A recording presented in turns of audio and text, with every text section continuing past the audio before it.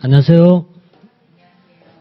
자, 전범이 이제 처음 시행했습니다. 그래서 우리 5회로 예정된 것 중에서 이제 처음 이제 시작했는데, 아직은 뭐 전범이 공부할 만큼 준비 안 됐다, 뭐 이런 여러 가지 상황을 얘기할 수 있겠지만 그런 거 없습니다. 공부는 준비되고 안 되고 없이 내일 시험 쳐도 그냥 나가야 되는 거고, 그러면은 가장 좋은 방법은 진짜 다음 주에 시험이 있다 이렇게 생각하고 공부하는 게 제일 좋아요. 그렇게 해야지 범위가 줄어들지 시간이 많다라고 생각하면 절대 안 줍니다. 공부할 양이 적지 않거든요. 그동안에 이제 뭐 기본서, 문제집, 뭐 요약집, 뭐 자료 뭐 이런 게 합치면 나중에 또 이만큼 되거든요. 그 많은 자료를 언제 다 보고 언제 다 정리하겠습니까? 그럼 결과적으로 본다면요, 내가 볼 수 있는 것만큼 딱 압축해서 갖고 있는 게 좋지, 많다고 보지 못할 걸 보관할 필요는 없어요. 그래서 지금부터라도 자료 모으려고 절대 생각하지 마시고, 있는 자료 어떻게든 버리자, 이렇게 버리자, 버려야 남는다 이렇게 좀 생각하세요. 시험장에 가져갈 수 있는 건 사실 제한적이거든요. 자, 오늘은 이제 우리가 이제 2회에 걸쳐 갖고 50문제를 이제 풀 거예요. 사실 이제 전체적으로 보면 우리가 강좌하는 시간 2시간밖에 안 나와요. 문제 풀가면은. 그러면 그 안에서 이제 25문제를 1시간에 강좌한다는 게 사실상 굉장히 힘들거든요. 그러니까 여기서 논점 중심으로 좀 짚고 넘어간 거지, 우리가 일일이 자세히 설명하지 못할 겁니다. 그런 거 좀 염두에 두시고, 혹시 만약에 여러분들이 좀 설명이 많이 필요하다, 문제보다는 이렇게 얘기하시면은 문항을 제가 줄여서 할게요. 근데 그건 1시간 한번 지나고 난 다음에 한번 의견 듣고 갈게요. 이렇게 하고, 기본적으로는 여기 있는 문제 난이도가 높은 건 아닙니다. 높은 문제는 아니지만, 이렇게 얘기하면 이제 높은 거 아닌데 왜 이렇게 많이 틀렸나 이렇게 얘기하실 거 분명하거든요. 그래서 어쨌든 점수 안 나온 거는 제가 지금까지 10년 동안 똑같이 봤던 상황입니다. 뭐 한 해도 안 달라요. 똑같아. 작년도 그랬고 그전에도 그랬고 전부 다가 죽겠다 이렇게 얘기하시지, 나는 이 정도 시험 쳐볼만하다 이렇게 얘기하시면 한 분도 없어요. 그래갖고 헉헉대면서 시험장 가는데 뭐 다음에 또 시험 치고 난 다음에 전부 빵긋빵긋 웃으시기 때문에 별로 이제 걱정 안 합니다. 그래서 지금 점수 안 나온 것 같고 너무 생각하지 마시고 그러려니 이렇게 생각하시면 됩니다. 다만 늘 얘기하지만 틀릴 거 틀리고 맞출 거 맞추면 됩니다. 맞출 거, 그러니까 실수 안 하면 돼요. 실수 안 하고 맞출 수 있는 거만 맞추면 되고, 책에서 안 봤다, 못 봤다, 공부 안 했다 이런 거 다 생각하지 마시고 안에서 답 찾도록 노력하십시오. 자, 바로 이제 보도록 할게요. 자, 1번부터 볼게요. 1번은 사실 이 스타일은 답만 외워도 됩니다. 왜냐면 보수 체계를 얘기할 때 통상 3가지거든요. 그러니까 사람 중심의 생활급적 개념, 그 다음에 일 중심의 직무급적 개념, 그리고 사람과 일을 컨비네이션하는 이른바 성과급적 개념 이렇게 들어가고요. 지금은 키워드가 뭐냐? 직무수행 능력이거든요. 직무수행 능력이거든요. 그래서 직능급입니다. 자, 그래서 직무수행 능력을 중심으로 직능급. 그래서 뭐 직능급이 모든 시험 걸쳐갖고 시험 문제에서 한 번도 이게 정답은 나온 적은 없어요. 이제 정답은 나올 때가 되어왔기 때문에. 그래서 직능급. 자, 이렇게 이제 바로 지나갑시다. 자, 2번 볼게요. 역관주의가 왜 필요하냐 이런 얘기죠. 우리 이제 인사행정을 공부하면은 역시 대표적으로 역관주의적 개념, 그다음에 실적주의적 개념, 그리고 대표관리제 이렇게 3가지거든요. 자, 이렇게 3가지를 이제 구분해서 시험 문제 계속 반복적으로 나온 겁니다. 역관주의가 가지고 있는 장점, 배경 이런 것이거든요. 그러니까 역관주의는 뭘 가지고 뽑는 것이다? 정당의 충성도, 이걸 제 다른 말로 쓰면 당파성이잖아요. 당파성을 기준으로 뽑는 것이다. 그 다음에 실적주의는 뭘 가지고 뽑는 것이다? 개인의 능력이죠. 개인의 능력을 가지고 본다. 이걸 우리가 실적이라고 표현하죠. 그래서 대표적으로 할 수 있는 것이 공채, 기획윤등, 정책 중립, 신분보장. 이건 이제 줄여갖고 공기정신 이렇게 4가지. 공기정신, 공채, 공개 경쟁 채용시험, 기획윤등, 정책 중립, 신분보장. 대표관리제는 출신 집단이죠. 그러니까 키워드가 집단이죠. 집단. 집단을 중심으로 한다. 개인을 중심으로 한다. 정당을 기준한다. 이게 이제 기본 구성 요소고요. 역관주의 가장 큰 장점은 민주성이나 대응성이 높다. 국민에게 대한 책임 행정이 가능하다. 뭐 이런 내용이 이제 들어갈 수 있어요. 반면 이제 실적주의가 가장 큰 장점은요, 전문성이 높거나 능률성이 높다. 자, 자, 그 다음에 대표 권리자는 소외된 계층에 대한, 약자에 대한 배려, 즉, 형평성이라든지, 역시 대응성을 얘기할 수 있죠. 자, 이런 내용이 이제 기본적으로 우리가 깔려있는 파트예요. 그래서 이렇게 보시고, 그 다음에 실적주의가 뭐 가장 기초이긴 해요. 그래서 실적주의는 행정이 뭘 가져온다? 계속성, 안정성, 중립성을 가져올 수 있다. 뭐 이런 것들. 그래서 행정이 안정성, 계속성을 가져올 수 있다. 실적주의 장점이죠. 자, 이런 내용이 이제 들어갈 수 있는데요. 자, 보겠습니다. 역관주의 필요한 이유로. 지금은 역관주의잖아요. 대부분 다가 실적주의 장점이라고 보시면 돼요. 이렇게 보면 되겠고. 5번은 역관주의죠. 역관주의 가장 큰 장점은요. 정권이 교체돼서 교체할 때 정책 추진력을 확보할 수 있다. 왜? 자기 정당 사람을 데려오기 때문에. 자, 5번이죠. 자, 그다음에 자, 3번은 윌슨의 이제 규정치론입니다. 3번은 이제 윌슨 규정치론에 따르면은 정부 규제로 발생하게 될 비용은 상대적 작고 이적인 불특정 다수에게 부담된다. 이렇게 쭉 나와 있거든요. 네, 이제 윌슨의 규정치론은요. 우리가 이제 시험에 나올 확률은 좀 적다라고 얘기했지만 이런 스타일 정도는 나올 수 있어요. 이런 색들은. 이런 색들. 그러니까 안에 있는 예를 물을 확률은 좀 적어요. 예를 물 확률은 적지만 이렇게 나올 수 있습니다.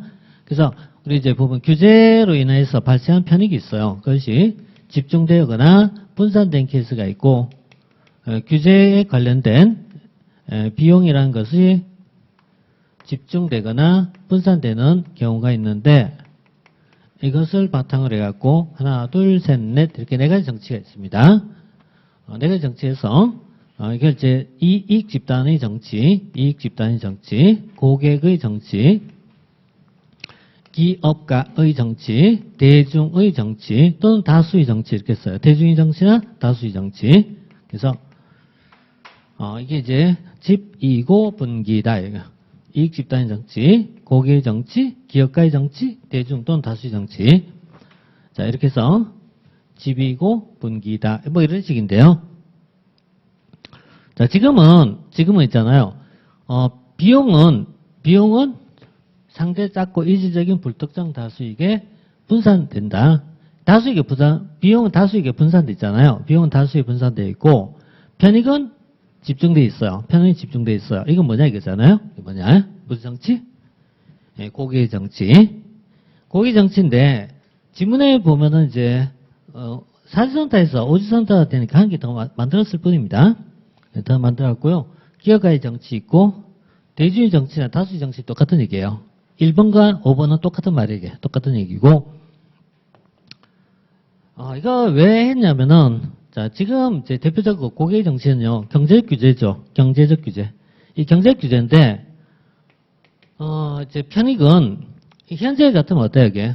의사면허? 연결되는 부분이거든요. 그러니까 이거 보통 우리가 직업면허를 불러요, 직업면허. 직업면허니까, 의사라든지 변호사라든지 뭐 약사라든지 이런 전문 직종에 종사하는 사람하고 연결되겠죠. 그러니까 여기에 관련돼서는요. 이 규제가 강할수록 어때요? 혜택을 보는 사람은 집중이 되어 있고 비용은 일반 국민에게 분산된다 이거죠.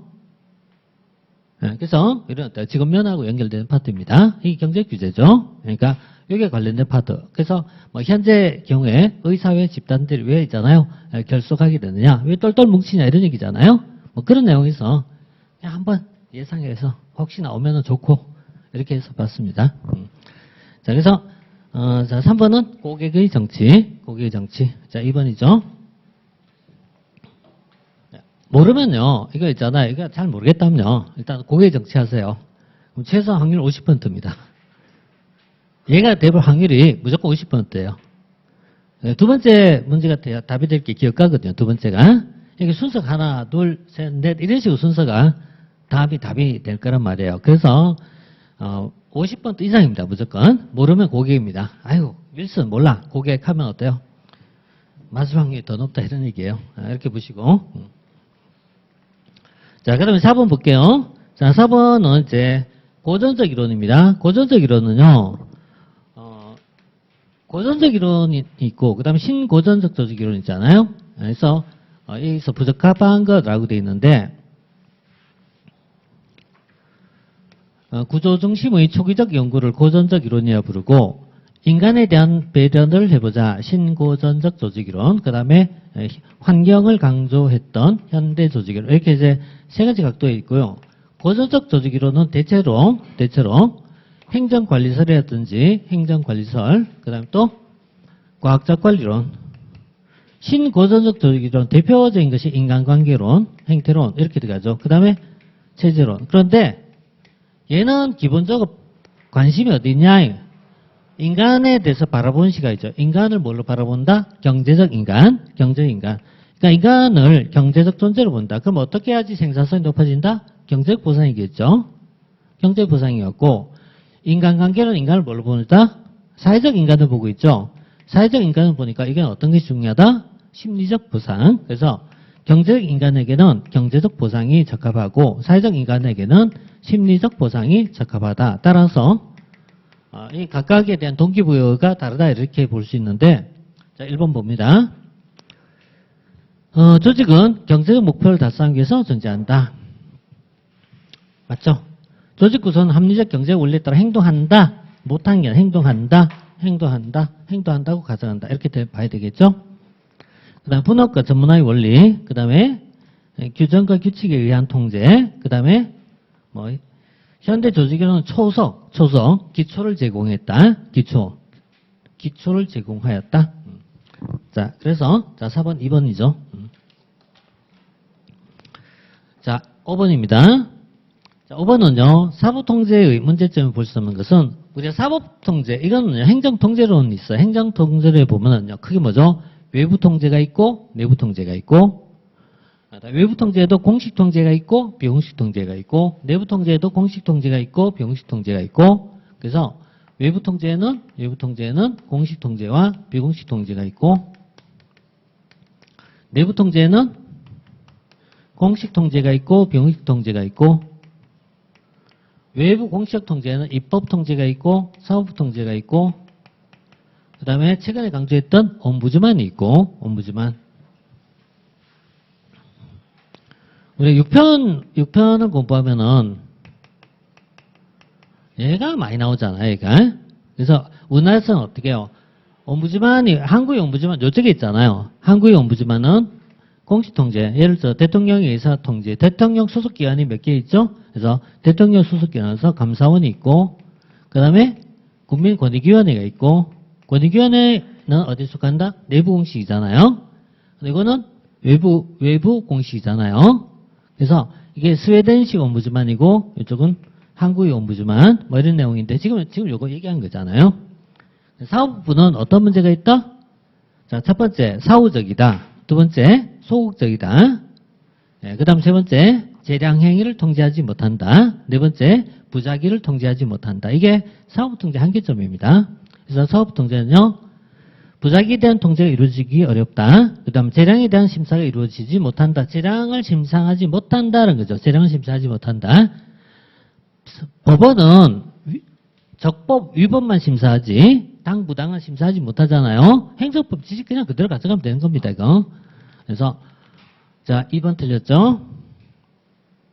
자 나머지 내용들 쭉 보시고 그 다음에 6번 볼게요.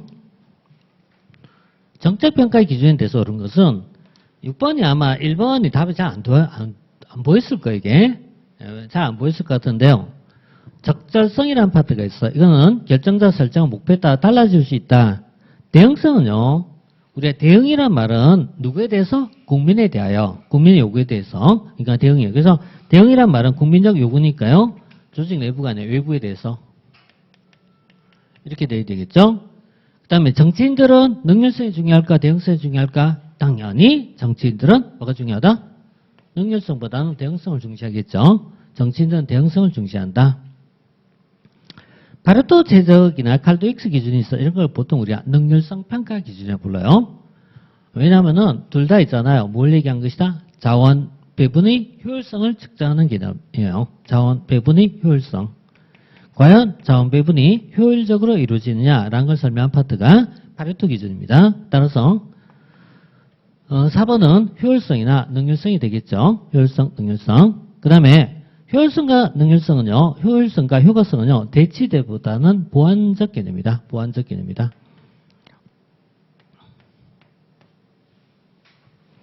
자, 이렇게 이제 볼 수 있어요. 그런데 1번은 조금 이제 약간 좀 눈에 안 들어올 수 있는 내용입니다. 적절이란 말은요, 적절이란 말은 일반적 수단적 개념이에요.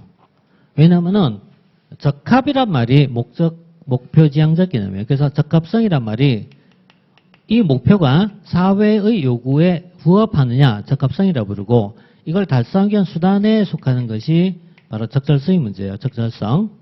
그러니까 적합과 적절의 제 차이점이거든요. 그래서 예컨대 자 무상급식을 할 것이냐라는 문제예요. 무상급식의 여부를 물을 때는요.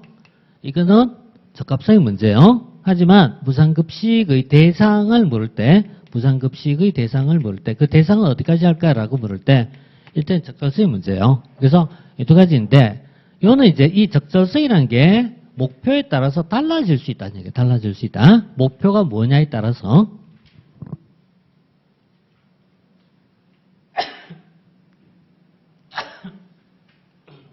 자, 그래서 목표에 따라서 달라질 수 있다 이렇게 표현하는 건데요.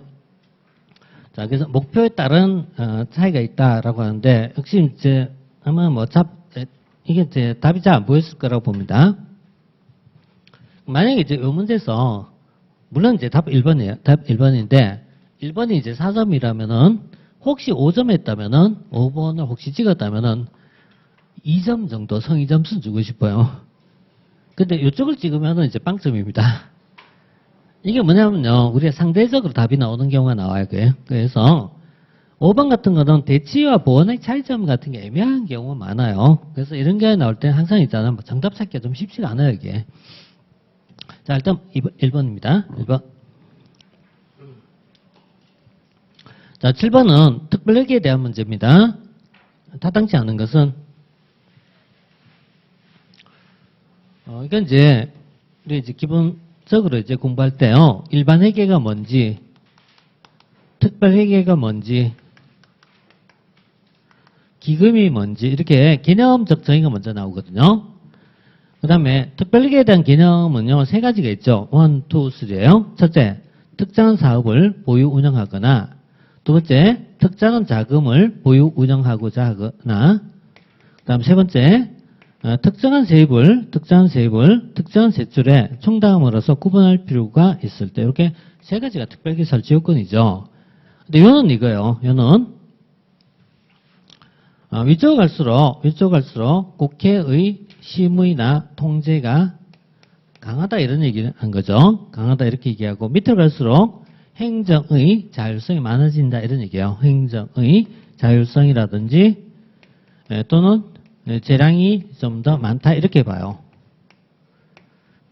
많다 이렇게 봐요. 그러니까 밑으로 갈수록 예산 팽창이 많다 적다? 밑으로 가서 예산 팽창이 많아진다는 얘기예요. 그러니까 위로 갈수록 예산 팽창에 대한 통제가 많아진 거고 아래쪽 갈수록 그만큼 더 늘어난다 이런 얘기. 따라서 예산 팽창을 예방하고자 할 때가 아니라 예방하기 어렵다라는 게 어렵다. 일반 회계에 비해서 예산 팽창을 예방하기 어렵다 이렇게 봐요. 하기 어렵다. 그래서 그럼 당연히 틀린 지문이 되겠죠. 자, 5번입니다. 자, 그래서 7번은 이렇게 해서 5번 이렇게 보시고 자, 그 다음에 이제 8번 볼게요. 자, 8번은 매트릭스입니다. 매트릭스.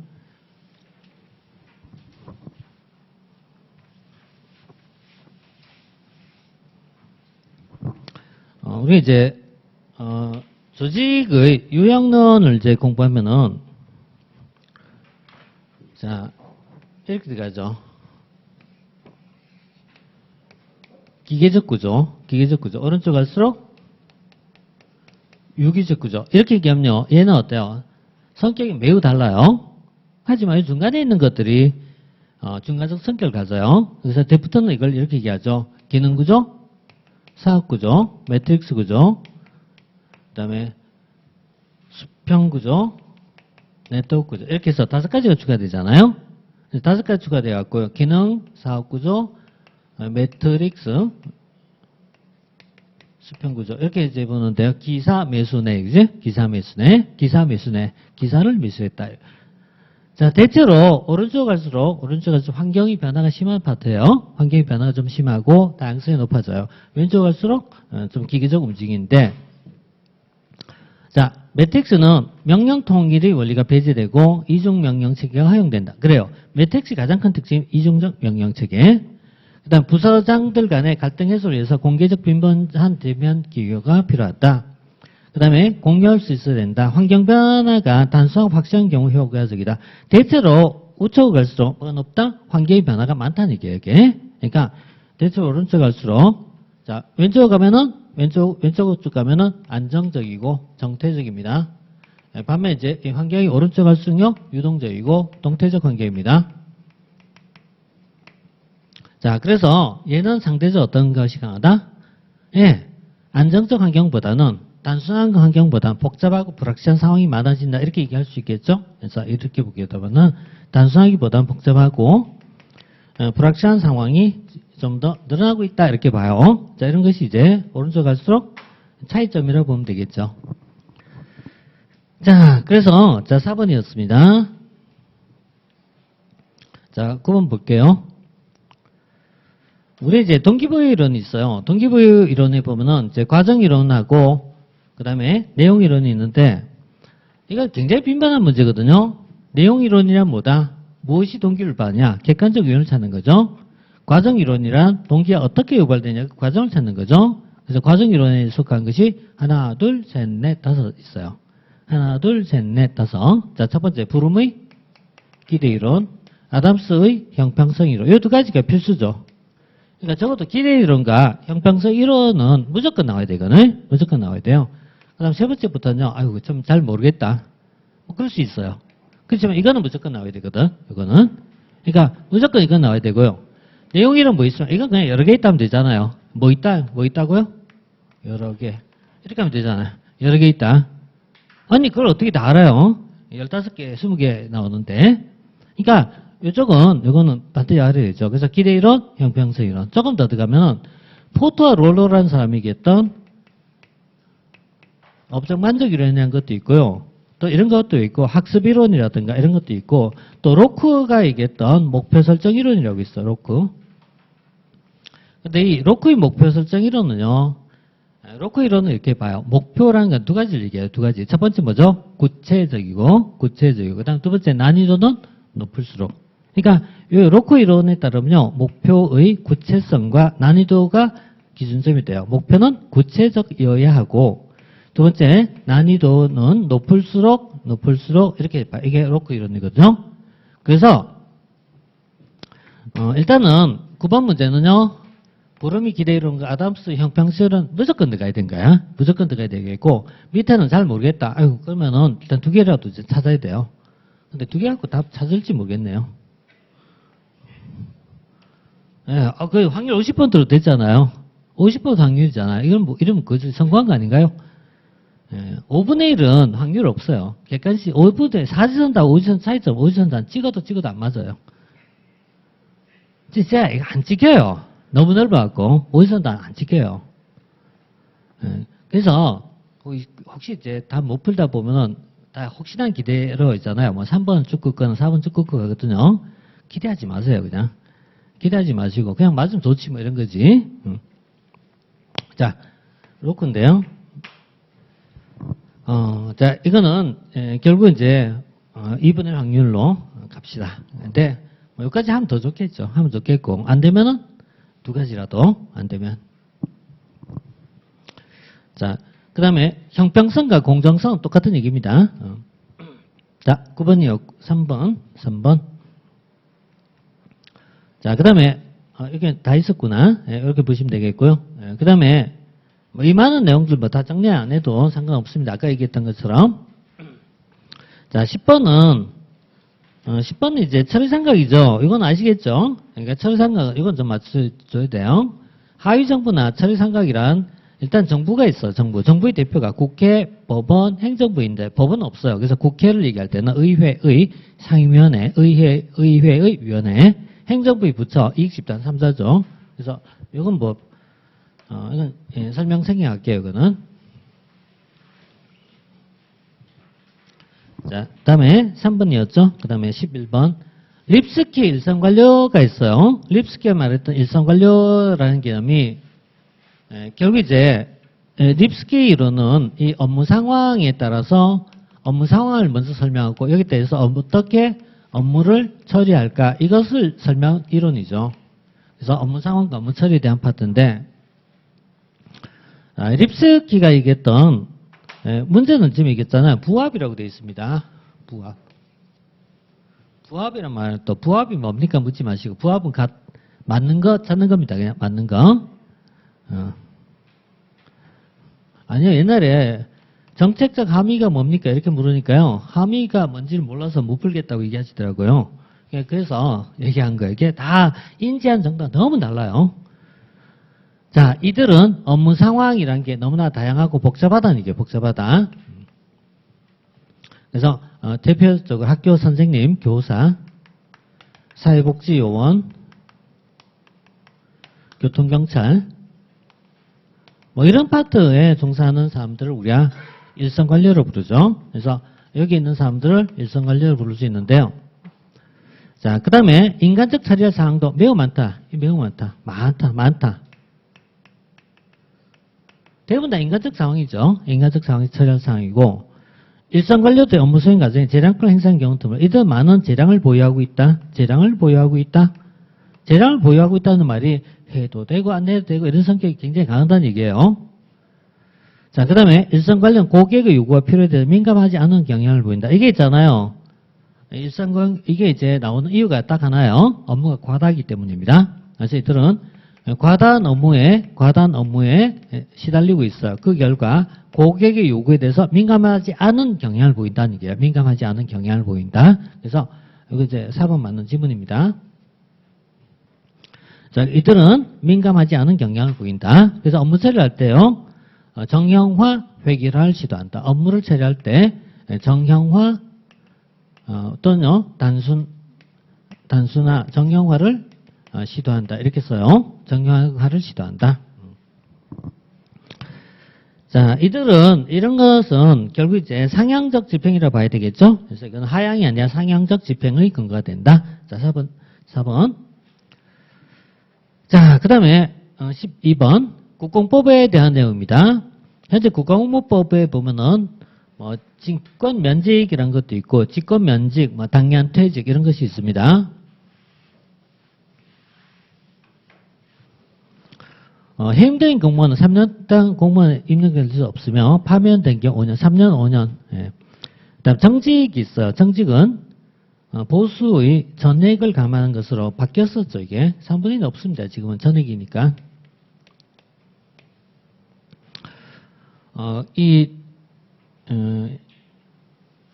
징계는 이제 6가지가 있죠. 우리가 징계 종류를 얘기할 때, 자, 견책, 감봉, 그 다음에 정직, 강등, 자, 그 다음에 해임, 파면, 해파.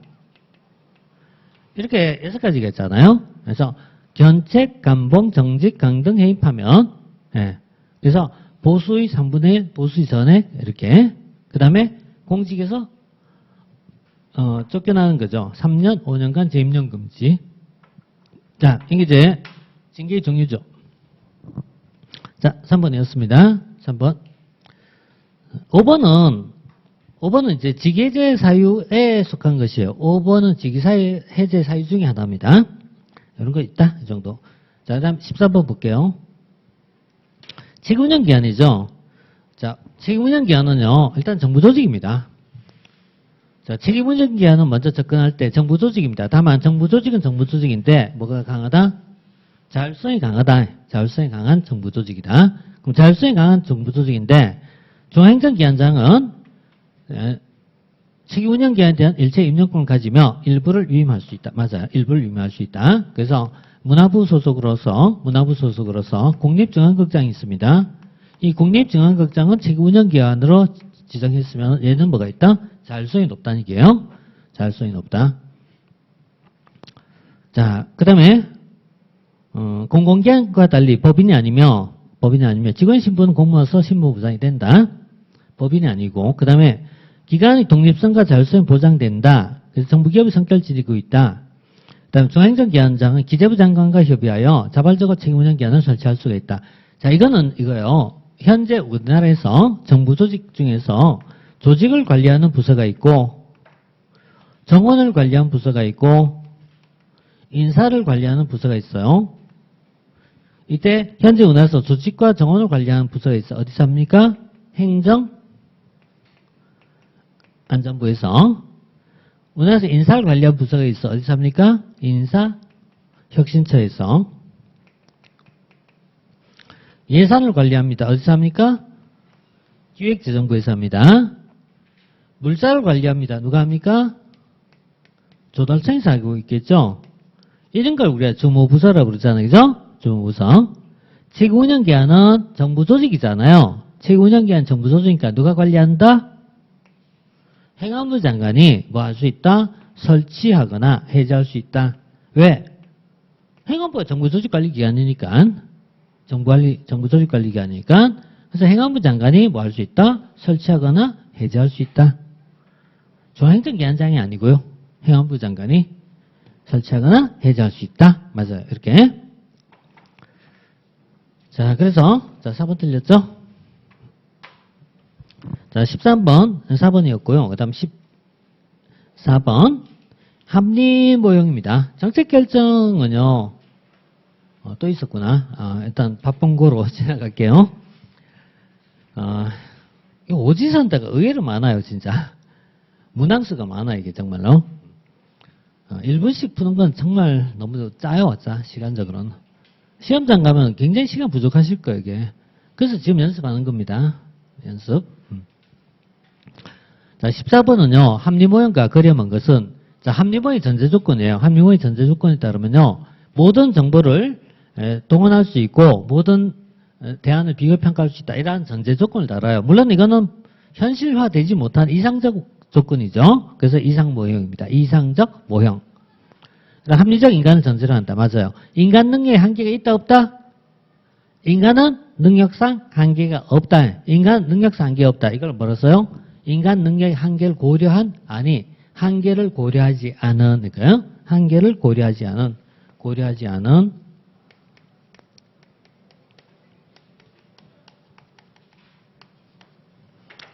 그래서 합리모형에 따르면 인간 능력 한계가 없어. 능력 한계가 없어. 무한한 능력을 가지고 있어. 이렇게 봐요. 그래서 자, 3번이죠.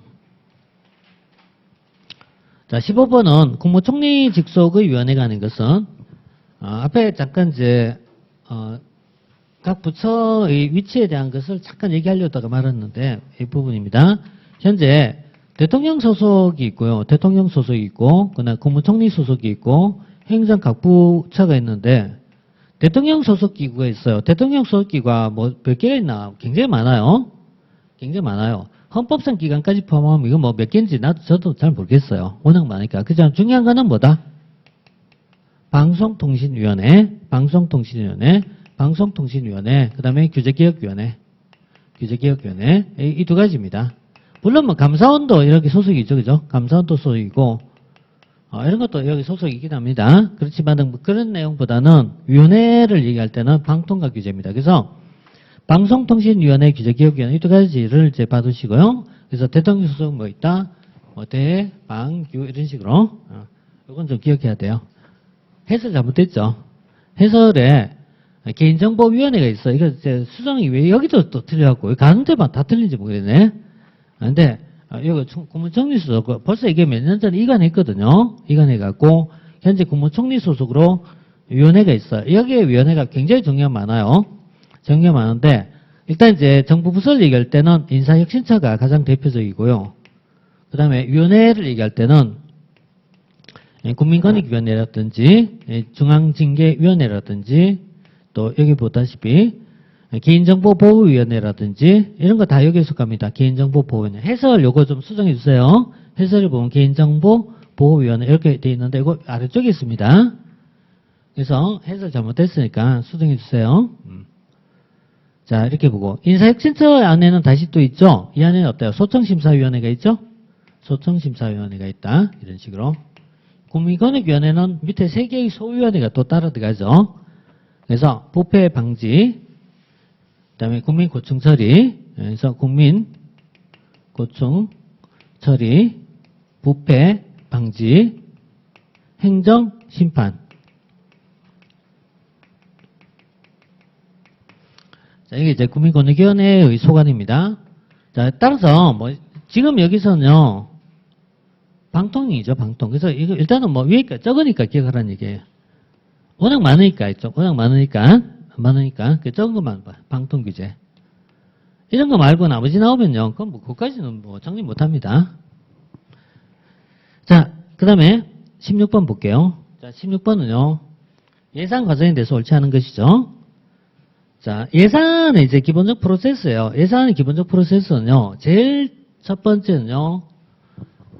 자, 행정부가 예산을 보냈는데 예산을 심의하기 전에 그 전에 있는 절차가 국감이죠. 국정감사. 그래서 쭉 이렇게 들어가죠. 쭉 이런데 이 일정이 있어요. 1월 1일부터 쭉 진행하다가 보면은 회계 연도 개시 120일 전에 있어요. 요때 예산을 제출한 거죠. 제출하고 그 전에 요 앞에 예산 제출하기 정기 국회 하기 전에 뭐 한다? 국정감사를 합니다. 참고로 5월 30일까지 뭐 한다? 결산서 제출이 있어요. 결산서를 제출합니다. 그러니까 예산 제출하고 결산 절차는 이제 일정이 달라요. 결산서는 언제까지 한다? 5월 30일까지 제출하고 예산은 120일 전까지 제출합니다. 그럼 예산서가 제출하면은 그 다음에 이제 심의 들어가야 되는데 심의 들어가기 전에 대통령의 시정연설이 있습니다. 대통령의 시정연설이 있고 그 다음에 국회의장은 이제 예산 어때요? 각각 이렇게 어때요? 배분해 준 거예요. 배분. 국회의장이 예산을 배분하는데 제일 먼저 상임위원회에서 예비심사를 하도록 하고요. 예비심사가 끝나면은 이걸 다시 어때요? 예결특위로 다시 넘기는 거죠. 이런 거 다 누가 한다? 국회의장이 하는 겁니다. 의장이 언제까지 보내라 이런 식으로. 예결특위에서 하면은 여기서 끝나고 나면 다음에 어때요? 본회의에서 최종 의결하죠. 그 날짜가 정해져 있죠? 언제까지 한다? 30일 전까지. FI-30일 전까지. 이렇게 나와 있죠. 이런 내용들은 일정을 이 기한 안에만 하면 되기 때문에 따로 있는 건 아닙니다. 그래서 기본적인 이제 프로세스거든요. 자, 이렇게 이제 보시고요. 그 다음에 자, 그래서 일반적으로 국회 상임위원회의 국정감사와 예산심의는 동시에 이게 아니죠. 국정감사 앞에 하는 거고 예산심의는 뒤쪽에 하는 거잖아요. 당연히 다르죠 이게. 통상적으로 보면 지금까지 관행은요. 이게 9월달에 했어요. 9월달에 했고 이걸 10월달에 했습니다. 10월달, 9월달, 10월달. 자, 나머지는 1번 틀렸습니다. 나머지는 쭉 있고요. 그 다음에 예결특위는 활동기한이 없다. 그 다음에 본회의 형식적 성격이 강하다. 예산 중인 3년이다. 맞아요. 그래서 기본적 프로세스는 3년이다. 이런 식으로. 자, 16번. 그 다음 17번. 정책 네트워크입니다. 정책 네트워크에 대한 설명으로 부적절한 것은 자, 정책 커뮤니티와 이슈 네트워크를 총괄합니다. 정책 네트워크란 말은요. 하위 정부부터 다 포함한 개념이에요. 그러니까 우리 하위 정부, 그 다음에 이슈 네트워크, 정책 공동체 다 네트워크라고 불러요. 그 다음에 2번 정책 커뮤니티에는 참여가 있더라도 공적 결정을 장악한 사람의 전문가들이 한다. 예, 커뮤니티는 전문가 집단입니다. 그 다음에 네트워크는 일단 형성된 변동이 불가능하다. 이게 당연히 틀렸죠? 정책 네트워크는 가변적입니다. 가변적이고 두 번째는 영역별로 형성됩니다. 정책의 영역별로 형성되고 두 번째는 이제 가변적이고 세 번째는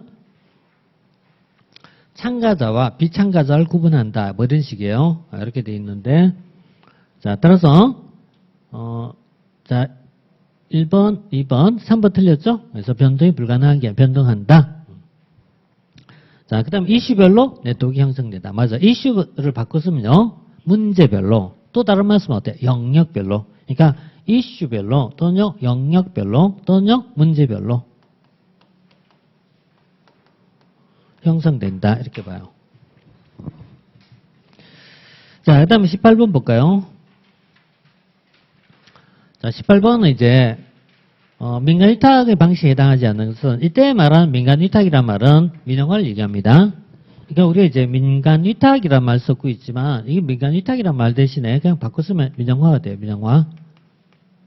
민영화의 방식인데, 대표적으로 이제 첫 번째가요, 면허 방식, 보조금 방식, 면허 방식, 그 다음 바우처 방식, 이런 거 이제 들어갈 수 있어요. 이렇게 이제 들어갈 수 있고요. 책임 경영은 민영화 아닙니다. 왜? 이거는 정부 내에서 하는 거니까. 이건 정부 내에서 하는 거죠. 정부 내에서 하는 것을 책임 경영이라 부르고, 나머지는 민영화가 됩니다. 자, 그 다음에 19번 볼까요? 19번은 예산의 원칙이거든요. 예산의 원칙에 대한데 그 예외를 좀 묻는 거잖아요. 우리가 이제 예산의 원칙은 자, 예산의 원칙은요. 자, 통일성의 원칙. 두 번째 완전성의 원칙. 이걸 다른 말로 쓰면 총계주의 원칙의 예외. 그다음에 단일성의 원칙, 또 한정성의 원칙, 이런 것이 예산 원칙이면은 그 예외가 있죠. 예외 속하는데, 예외 속한 것이 통일성 원칙 내외가 있죠. 목, 수, 특기, 이런 네 가지잖아요. 목, 수, 특기. 완전성 원칙은요, 5가지가 있어요. 완전하게, 순수한 전기, 현. 네, 그 다음에, 단일성은요, 단추, 특기. 근데 이렇게 묻는 게 아니잖아요, 지금. 이렇게 묻는 게 아니고 거꾸로 물었어요. 이쪽 가지고 이쪽을 묻는 거잖아요. 이쪽 가지고 이쪽을 묻는 거잖아요. 그러니까 지금은요, 뭐죠? 특별계잖아. 그럼 특별계는 무슨 원칙이 예외입니까? 이렇게 묻는 거잖아요. 거꾸로 물은 거잖아요. 거꾸로 물었으니까 통일성과 단일성의 예외다. 이렇게 들어가거든요. 그러니까 이걸 어때요? 그냥 암기가 아니고 더 암기해야 돼. 암기가 아니고 있잖아. 이게 응용해야 되거든요. 응용한다는 게 암기하고 응용은 달라 이게. 아무리 암기해도 응용 못하면 안 되잖아요. 운전할 때 그죠? 자, 왼쪽 팔 떼고 오른쪽 딱 밟고 나가고. 이론적으로 안 되잖아요. 이론적으로는 그렇게 하죠. 이론적으로 어때요? 이거 발 떼고 브레이크 밟고. 근데 실제는 어때요? 브레이크 안 밟고 악셀레이터 더 밟고. 그러니까 이거는 몸이 반응할 정도 자꾸 기억하셔야 돼요. 하나, 둘, 셋. 많지 않아요? 많지 않으니까 이거 그냥 기억하세요. 제가 딱 2가지 기억하자. 요거하고 지방세 종류. 이거는요, 그냥 딱 기억하고 자지게 딱 기억하자. 딱 기억하고, 그래서 써갖고 붙여서 힘선 수식을 보세요. 자, 넘어갑시다. 그래서 이건요, 무슨 원칙? 자, 이게 2가지였지, 그죠? 통일성, 단일성. 그냥 찾으면 됩니다. 통일성, 단일성. 자, 그 다음에 20번은 부적절한 것인데요. 공식 조직은 인위적 절차와 제도에 의해서 만들어진다. 분권화는 내적 통제를 확보할 수 있으며 환경 변화에 신속하게 대응할 수 있다. 이거는요, 반은 맞고 반 틀렸어요. 분권화의 장점은 환경 변화에 대해 신속하게 대응할 수 있다. 맞아요. 하지만 분권화는 내적 통제를 확보할 수 있다? 아니야. 이게 아니에요, 이게. 내부적 통제를 확보한 것은요, 조직에서 얘가 밑에를 어때요? 이걸 통제한다는 얘기예요. 통제한다. 얘가 얘를 통제한다 이거예요. 그럼 이거는 분권화보다는 어때요? 직권화가 돼야 가능하겠죠? 직권과 분권은 다른 겁니다. 직권화가 되면 통제를 할 수 있죠. 분권되면 어때요? 통제 안 되는 겁니다. 자, 그 다음에 직권화는 간접비용을 줄일 수 있다. 개선은 직접적 기여한다. 막려는 협력을 제고한다 라고 했어요. 자, 그래서 20번이었고요. 그 다음에 자, 21번 볼게요. 21번. 과학적 권리론입니다. 잘못된 것은요. 과학적 권리론은 현대행정이 발전에 많은 공헌을 하였으나 조직원을 고려하지 않고 구조를 폐쇄적으로 본다는 점에서 의미가 퇴색되고 있다. 근데 이제 뭐 여기까지 보면요.